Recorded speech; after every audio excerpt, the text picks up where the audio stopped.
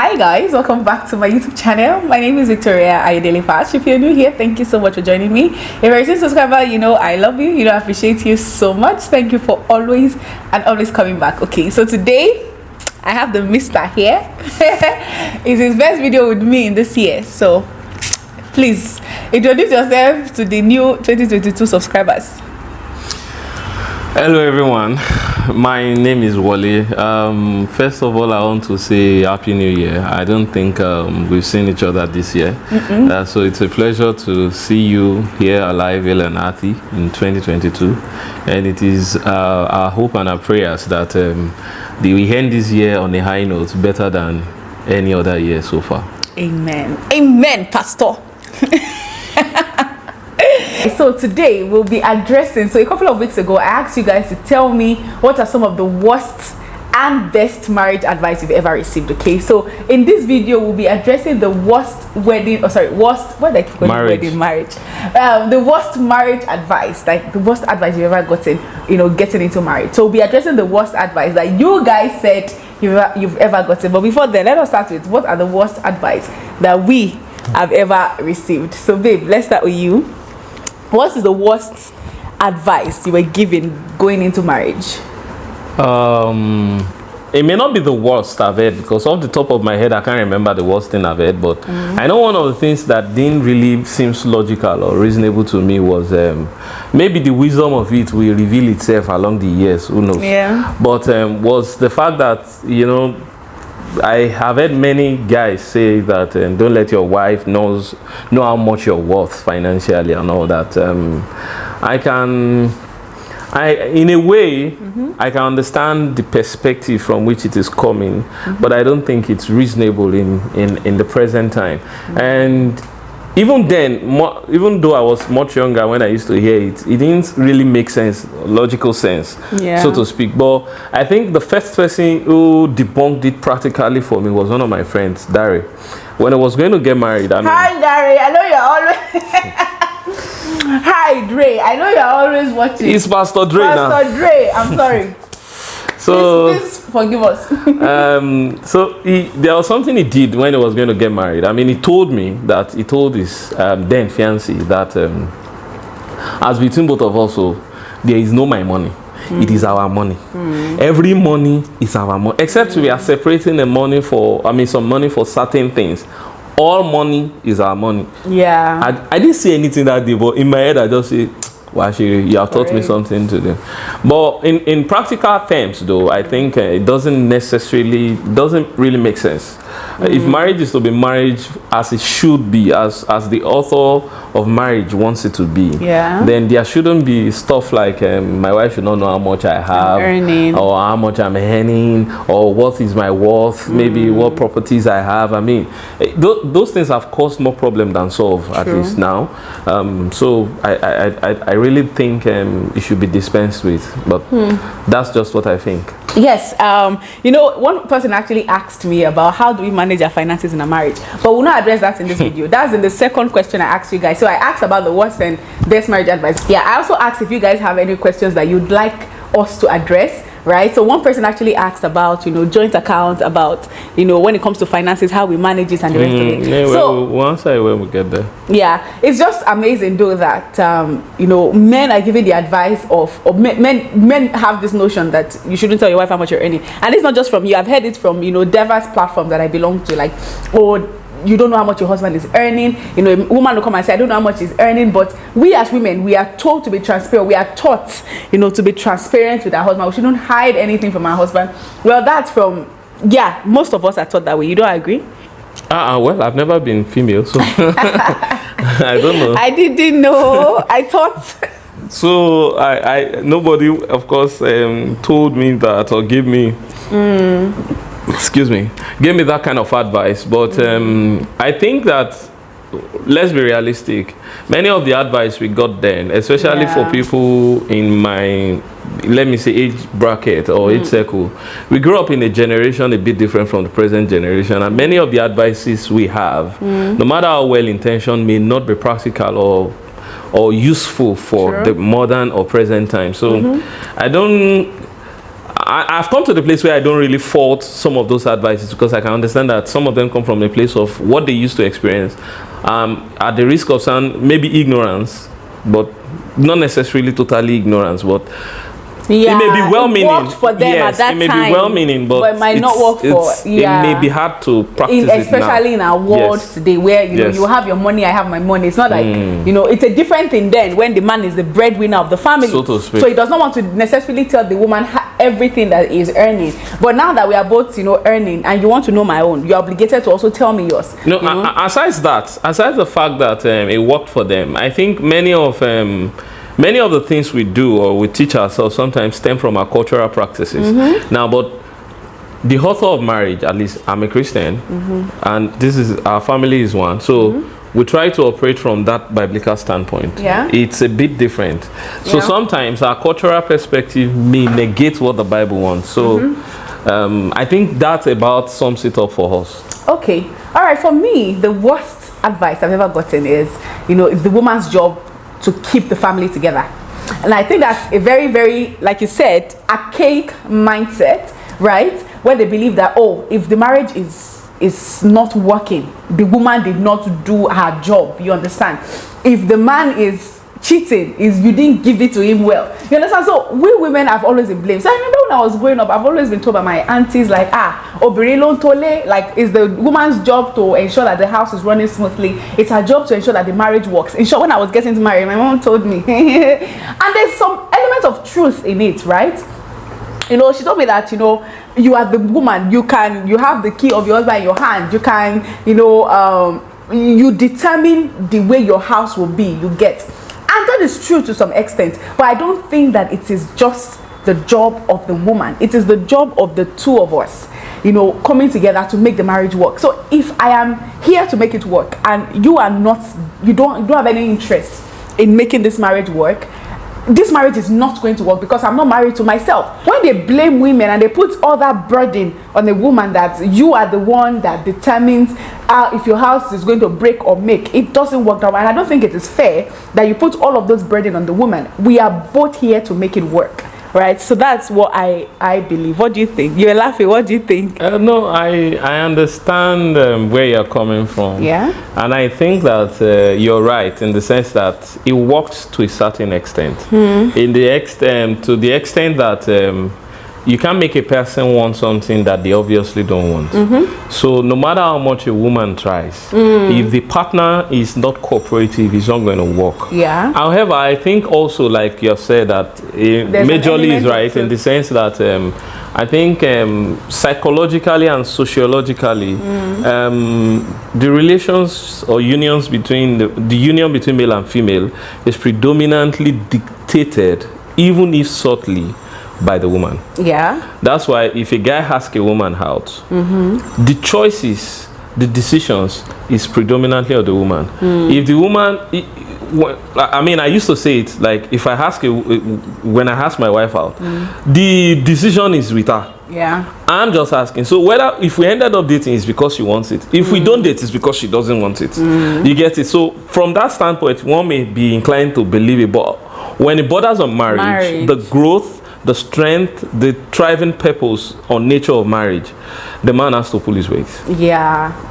It takes the two to make it work. Yes, the man has to pull his weight. The two has to be he one. He has to pull his weight. Exactly. Anyway, so now that we have talked about us, there's still a couple that I was going to talk about, but let's see, maybe someone else has already spoken about it. So let's go to your own worst marriage advice, okay? So Bemi said, worst advice, don't go to bed angry. With a new day comes new light and new perspectives. So he explained, she said, sometimes you need time away from each other to pray and think. Trying to deal with disagreements in the heat of the moment does more harm than good, because you are running on emotions and you might say things that you will regret. So what do you think about that, baby? Going to bed angry, not going to bed angry? I think depending on the temperament and of the people involved, it might be the best thing not to go to bed angry. I mean, we should understand that at least. I know this is going to be your take, though. I know it's going to be your take. Okay. My training teaches me that to all general rules, there are exceptions. Yeah. This is the general rule. Don't go to bed angry. But there are exceptions. Yeah. And there are situations or circumstances that allows for that exceptions to work. So, generally, couples shouldn't go to bed angry. But sometimes it's impracticable. Yeah. The nature and the substance of the quarrel sometimes need times to process. Sometimes you need, like he was saying, a bit of time apart. But at the same time, as Christians, you have to be sensitive. So there are times when everything says, let's stay apart, let us quarrel, let us take our time. But because you are subjected to the promptings or leadings of the Spirit, you know that this quarrel should not hold. And so at that point in time, do whatever you can to ensure that that quarrel at least starts ending. It may not end totally that night, but at least you start ending it. So I think that's my view. I think my personal temperament, I don't like quarrel to linger. But I also know, and as I've come to understand, that sometimes no matter what I want or how I may like it, it needs a bit of time to breathe.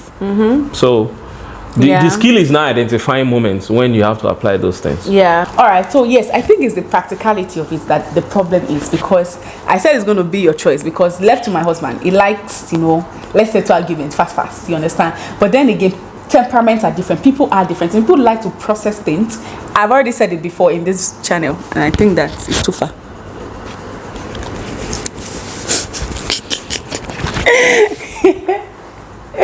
Now, I think that in this channel, I've said it already, that I'm a very emotional person, right? When I'm angry, you understand, I don't like to talk. I like to sit down and process things and be able to get my thoughts together. Probably send you a text message, send you a WhatsApp message before, right? So that you'll be able to see my thoughts before we now talk about it. Because if I have not thought about what I want to, when I'm angry, I've not processed my emotion, I went up crying or yelling or taking the thing out of proportion, you understand? So sometimes when we have sometimes when we have arguments in a marriage, like my husband will tell you, let's talk, and the number of times, there were times that it worked, because sometimes I try to put that feeling, okay, fine, let me just allow him, you get, because that's the person he is. My husband, if we are fighting, he might not sleep all throughout the night, you understand? So sometimes I allow him to have the illusion that we are finished, we'll pick it up tomorrow morning, you get. But you understand, because I've not really expressed myself. And the few times that we have tried to force things in, when this person is not ready to talk and you try to force the person, it escalated to something bad, you understand? So sometimes people need the space to process, sometimes even to pray. There are times I mean my husband are fighting and I don't want to hear him, and I'll go and those people will speak to me and I'll go and meet him, you understand? So sometimes don't force things, right? Listen to the other person when they say they need time apart does not mean they are so angry. It might just mean that they need to process things. It's not that they're trying to punish you sometimes. Anyway, so yeah, so I don't know if that's the keyword is sometimes. So I don't know if that's a bad advice, so to speak. The particular circumstance relative to a couple may make it look like it's bad, but so just I think walk towards should be the right thing. It shouldn't be like a room, but walk towards resolving your issues before you go to bed, so that you wake up, it's a brand new day, and it's always good, and since it's in the night, the makeup session too is always nice. So anyways, let us move to the next worst advice. Okay, worst advice: never let a man's opinion overshadow let a man's opinion overshadow a lady's. I don't understand. How is that a bad advice? Never allow a man's opinion to overshadow, or she meant allow a man's opinion. Never allow. So you should always allow your husband's opinion to overshadow yours. Never allow a man. Simple. That's the worst advice she's talking about. So the worst advice she has gotten is never allow a man's opinion to overshadow her.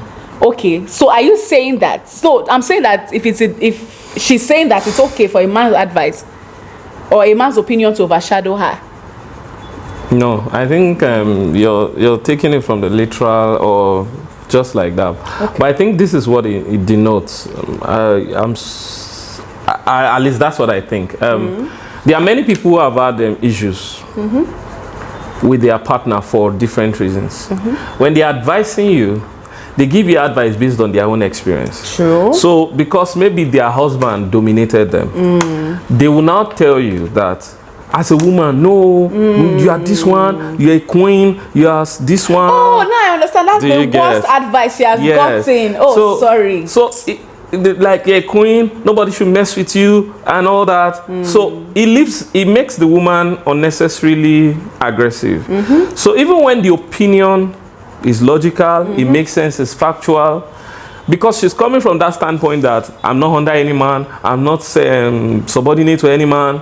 She doesn't. So I think that's the perspective from which she's talking, and I still don't agree with it though, because I don't think that I should allow my husband's opinion to overshadow mine, unless, and this is not a woman's thing, I think it's both parties' thing. Yeah, but it's the angle from which she's talking that we are considering. Yeah, because I was going to say that there are times when an issue wants to escalate, somebody has to give, you know, for the peace of the marriage, or for the peace of let us sleep this night. Someone has to give. It doesn't have to be me all the time. You understand? If it's you that you realize, okay, this person is hurt, let me allow it to another time, you do.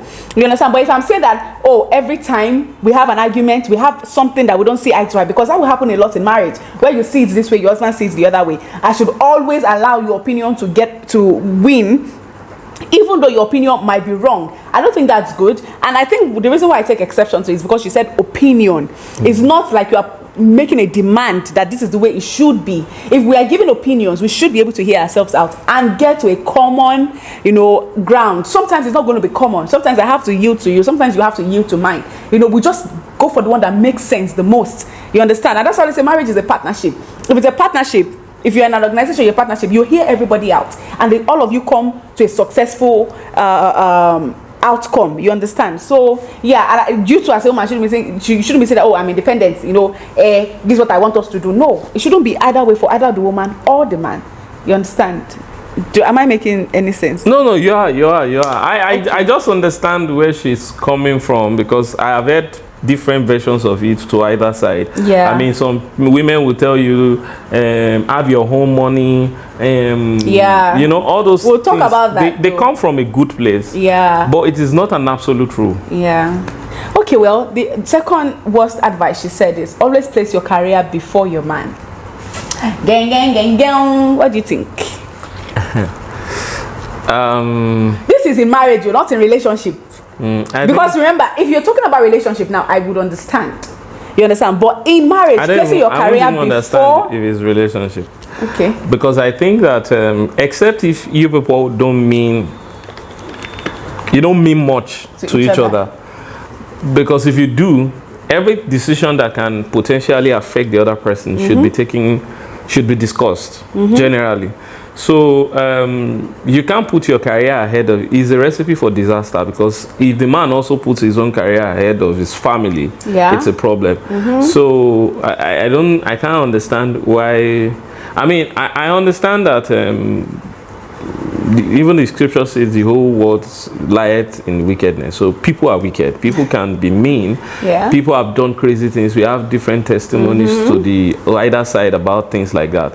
But when it borders on career and all that one, the greater good is what you look is the most important thing. So in marriage, so in marriage, there are times when the wife has to step down her career. There are times when the male has to step down the career. Exactly. Depending on what the family wants. Okonjo-Iweala was a minister in Nigeria for years.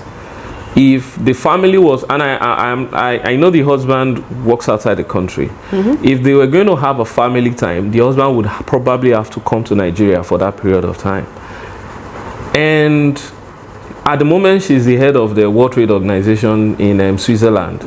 The husband too would have to. So that's it. So there are times when one person would have to compromise in different ways. Justice Mary Odili was about to, I think, enter the Supreme Court when the husband became the governor of Rivers State. She left the job, she went on a leave, and was the first lady for 4 years. For 8 years. 8 years. Before she went back to her job. So it's all dependent. I think in that wise now, one would have been led to incline. I'm a lawyer, I know what it means to be a justice of Supreme Court. But yet, because the family is important. and they are better off for it. So I actually agree that that's a bad advice. Like, for me, I think that's a bad advice. Like, in marriage, you should not go thinking that my career comes before marriage. No.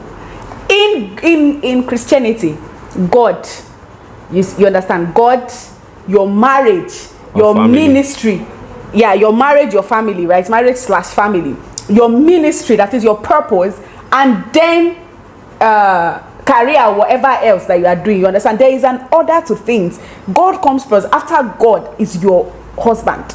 Take it or leave it. The same thing for man. After God is your wife. After God is your marriage, is your home, is your family.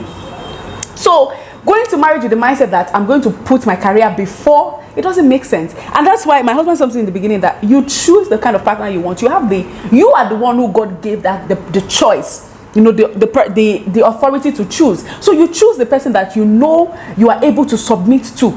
You understand? So when you make that choice, you should know that, okay, for instance, in a marriage, at times that, you know, I want to say my career demands me to do certain things, and I tell him, and I don't have any fear in telling him, because I know that he wants what's best for me, just like he would also do the same, because he knows I want what's best for him. So there are times he said I might have to step down my career, he may have to step down his career, you understand, for the betterment of the home.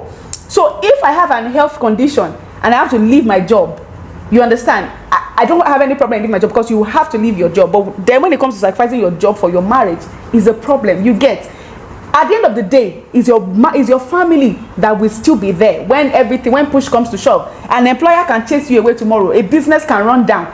It all boils down to family. So why would I want to put my family ahead of my marriage? No. Put your career ahead of your my career ahead of my marriage. No. So get married to someone that loves you, that wants what's best for you, and then you guys can always work the kinks out. Yeah. Right? Yeah.